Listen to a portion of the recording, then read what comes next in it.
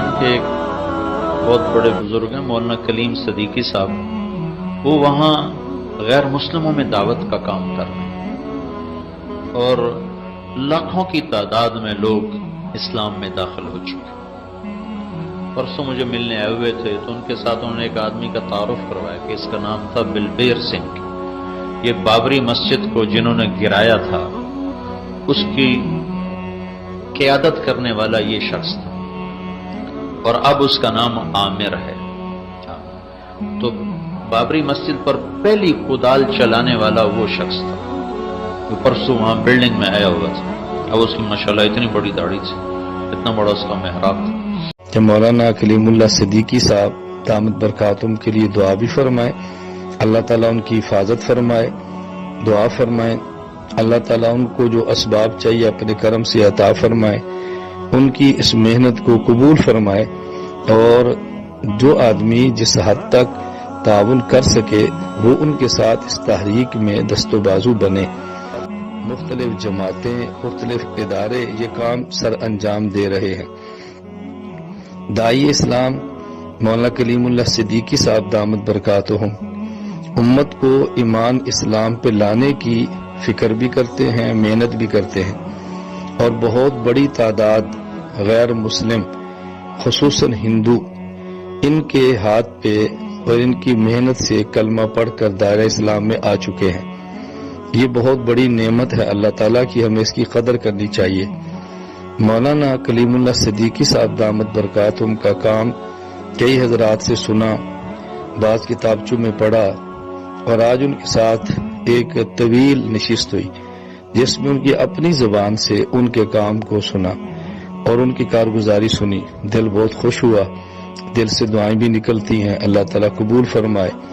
اس کام کے لیے جو ان کو اسباب اور وسائل چاہیے اللہ تعالیٰ وہ اسباب اور وسائل بھی ان کو عطا فرمائے. مسلم حضرات ہیں نا، غیر مسلم جو اسلام چاہتے ہیں، کئی دفعہ کوئی بہت سے آئے ہیں ایسے لوگ جو اسلام قبول کرنا چاہتے ہیں، ان کو بڑی مشکلات ہوتی ہیں. حضرت مولانا کلیم صدیقی صاحب جو مولانا ابو الحسن علی ندوی رحمہ اللہ تعالیٰ کے شاگردوں اور شاید خلافت بھی ملی ہے ان سے، بہت بڑے بزرگ ہیں ہندوستان میں. ابھی ان سے میری فون پہ 2-3 دفعہ بات چیت بھی ہوئی ہے اور میں تو بہت چھوٹا ہوں ان کے مقابلے میں، یعنی میں نے ان سے بات چیت کی ہے 2-4 مرتبہ. ان کے حالات ان سے بھی اور ان کی محنت سے کلمہ پڑھ کر دائرہ اسلام میں آ چکے ہیں. یہ بہت بڑی نعمت ہے اللہ تعالیٰ کی، ہمیں اس کی قدر کرنی چاہیے. مولانا کلیم اللہ صدیقی صاحب دامت برکاتہم کا کام کئی حضرات سے سنا، بعض کتابچوں میں پڑھا اور آج ان کے ساتھ ایک طویل نشست ہوئی جس میں ان کی اپنی زبان سے ان کے کام کو سنا اور ان کی کارگزاری سنی. دل بہت خوش ہوا، دل سے دعائیں بھی نکلتی ہیں. اللہ تعالیٰ قبول فرمائے.